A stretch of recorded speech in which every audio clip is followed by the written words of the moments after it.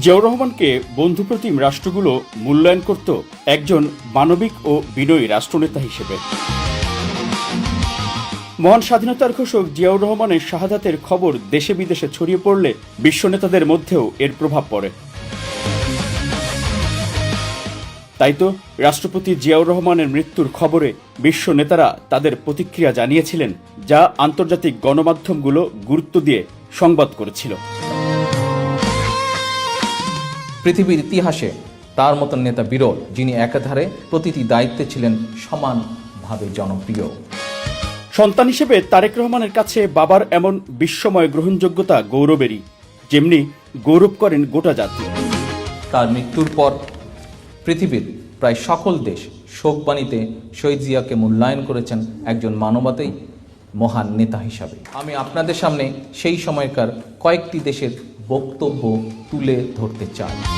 রাষ্ট্রপতি জিয়াউর রহমান সম্পর্কে বিশ্ব নেতাদের শোক বার্তায় আসলেই কি ছিল?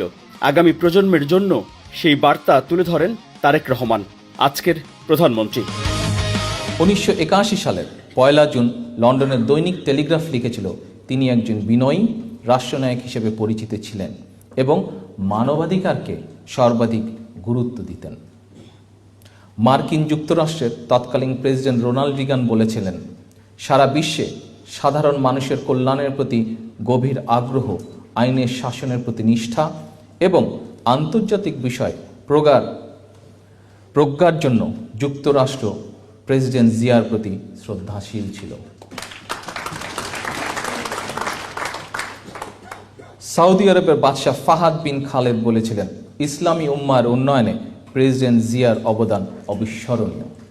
তার মৃত্যুতে ইসলামী বিশ্ব একজন মহান নেতাকে হারালো। উপস্থিত নেতৃবৃন্দ, এসব বক্তব্য থেকে বোঝা যায় শহীদ জিয়াউর রহমান কত দ্রুত সময়ের মধ্যে নিজেকে বিশ্বের দরবারে একজন শান্তিপ্রিয়, প্রজ্ঞাবান নেতা হিসেবে নিজেকে তুলে ধরতে সক্ষম হয়েছিলেন। ষড়যন্ত্রকারী এবং বাংলাদেশের উন্নয়ন বিরোধিতা এখনও জিয়ার সাফল্য এবং তার জনপ্রিয়তায় ভীত। তাই শহীদ জিয়ার বিরুদ্ধে এখনও সমান তালে চলছে মিথ্যা অপপ্রচার।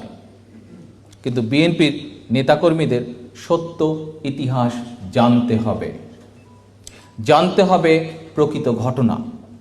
বিশেষ করে তরুণ প্রজন্মের যে সকল ছাত্রনেতা, যুবনেতা এবং কর্মী ভাইয়েরা তোমরা আজকের এই অনুষ্ঠানে বসে আছো, তোমরা এবং এই মুহূর্তে বাংলাদেশে তোমাদের মতন যারা আছে, তোমাদের জানা খুবই প্রয়োজন। বাংলাদেশের স্বাধীনতা ও মুক্তির যুদ্ধের ইতিহাসে শহীদ জিয়াউর রহমান ছিলেন অন্যতম কেন্দ্রীয় চরিত্র। এই দেশে বহুদলীয় গণতন্ত্র বিএনপি করেছে, বাংলাদেশের মানুষ দেখেছে। এই দেশে কিন্তু এই সত্য তথ্যের যুদ্ধ যুক্তি দিয়ে মোকাবেলা করতে ব্যর্থ হয়ে 2015 সালের 7 জানুয়ারি তারেক রহমানের বক্তব্য, বিবৃতি গণমাধ্যমে প্রচারের ওপর নিষেধাজ্ঞা দেয় শেখ হাসিনা সরকার। তারা চেষ্টা করেছিল আমার কথা বন্ধ করে রাখতে।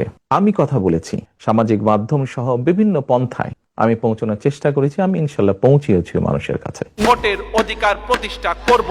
আর এই জন্যই আর তরুণ প্রজন্মকে আহ্বান জানান ইতিহাসের সত্য প্রজন্ম থেকে প্রজন্মে ছড়িয়ে দেওয়ার জন্য।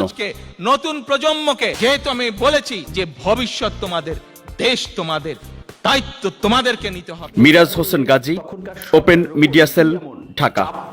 যদি তুমি ভয় পাও তবে তুমি শেষ, যদি তুমি রুখে দাঁড়াও তবেই তুমি বাংলাদেশ। Open media sell.